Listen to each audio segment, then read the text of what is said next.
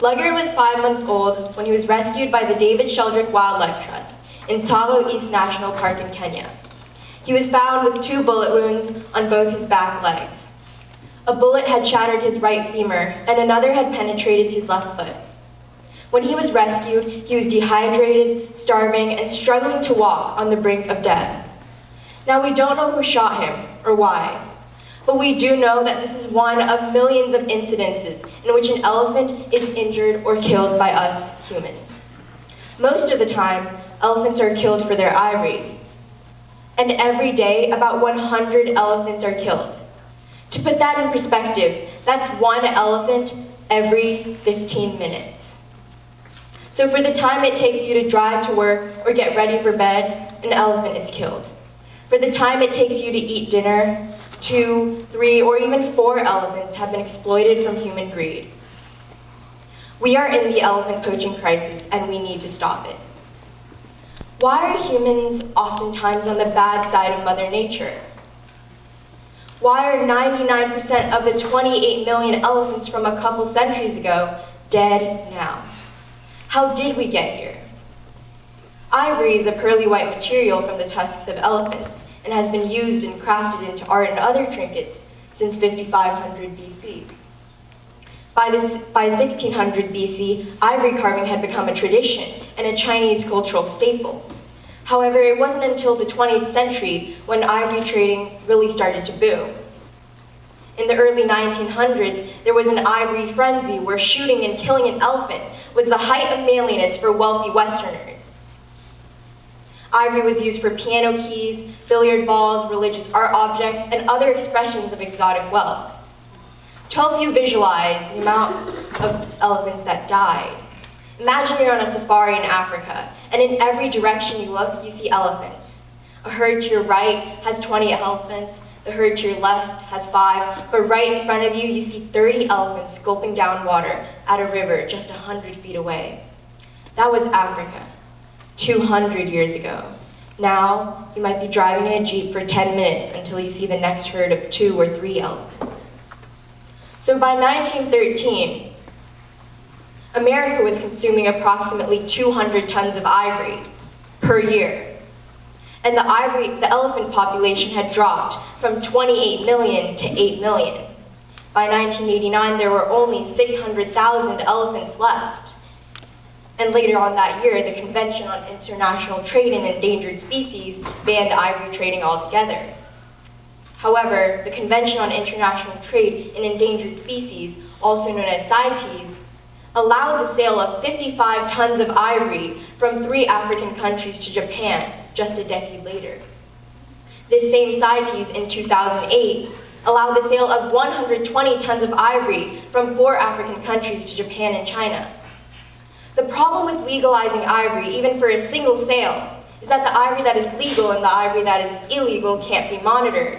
So poachers and ivory traders can smuggle ivory into countries and claim it as legal ivory when really it's illegal.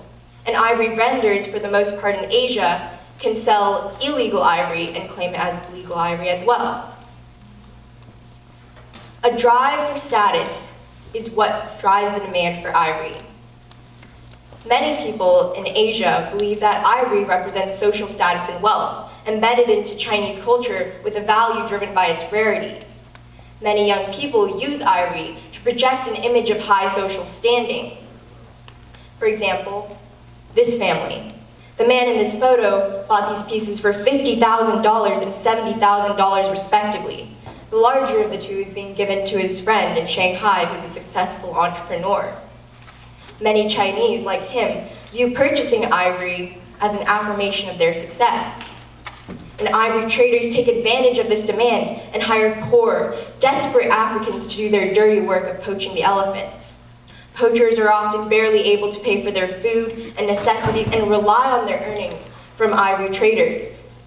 To blame the poachers would be unfair because they're just trying to feed their families. The people to blame are ivory consumers, ivory traders, and surprisingly, Asian government officials. The investigative documentary, The Ivory Game, revealed that ivory traders bribe police, import inspectors, and high-level government officials. Many government officials invest their money in the ivory trading industry and receive money for protecting the industry by limiting regulations against ivory. So how do we fix this? The most straightforward solution would be to ban ivory altogether.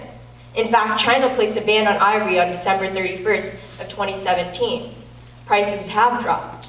However, China still has a stockpile of 40 tons of ivory, not to mention the amount of ivory smuggled in through the black market. Additionally, since much of the Chinese government is financially involved in the ivory market, smuggling ivory into countries might not even cease.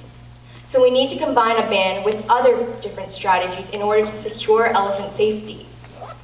So about a year ago, I learned about the elephant poaching crisis, and I wanted to help. I didn't know what to do, so I used the one thing that could connect me to the other side of the world, the internet.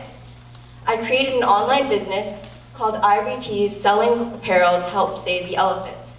The money raised would be donated to organizations like the David Sheldrick Wildlife Trust. After doing extensive research and watching several TED Talks on my own, I created a new plan that we should take to save these elephants. It requires 4 steps. Step 1 is to ban all ivory trade. Prices will drop when we ban ivory trade, and there will be less of an incentive for traders to continue trading. However, this is not enough. Although the prices dropped from $2,000 to $700 when China placed the ban, people are still smuggling ivory into countries, which is why we need a second step: conservation drones. Now we need to use conservation drones in order to monitor elephants and catch poachers from above. This idea was brought up by Lian Pin Ko, a TED speaker as well. Currently, elephant conservationists fly or drive around an area with a high poaching rate. But this is very inefficient, and most of the time, poachers aren't caught. We see luggered as a result. Elephant conservationists would only have to map the route that the drone would take, and this drone could have a thermal camera which would be able to differentiate between a person or a mammal's body temperature in the ground, so it would be easy to identify if someone suspicious was entering an area with elephants. Now, the third step requires confronting these poachers. Poachers are often paid very little for the ivory they make. And so instead, we can hire these poachers to protect the elephants rather than kill the elephants. And because we know that they're in such a low financial state, it wouldn't be so hard to hire them when money is their priority. Now, this has been particularly successful in Namibia, where poachers are hired to protect the elephants rather than kill the elephants. And it's been brought up on the stage by John Fasano. Now, the flaw in this plan is that I can't do this by myself, and that's why the fourth step requires you. We as a community need to come together to spread awareness about this crisis in order to save these elephants, either through social media or simply telling friends and family to get the world involved. Now, through these efforts, we Ivory Teas have been able to foster elephant orphan Luggard, and he's recovered from these bullet wounds and now is growing up to be a mature elephant. But for us to move forward and solve problems like the elephant poaching crisis, we need to understand that prioritizing wants over needs will always lead to greed. Nobody needs ivory. People just want it to appear wealthy. And if we don't save these elephants now, elephants will become extinct, just like the West African black rhino. I can guarantee that. Wouldn't you want to live in a world where your future children know what animal Disney's Dumbo the elephant is because elephants are alive and thriving? Wouldn't you want to live in a world where we are nurturing Mother Nature? Wouldn't you want to live in a world where we are responsible for the salvation of an entire species, especially when we can come together and save these elephants right now? Thank you very much.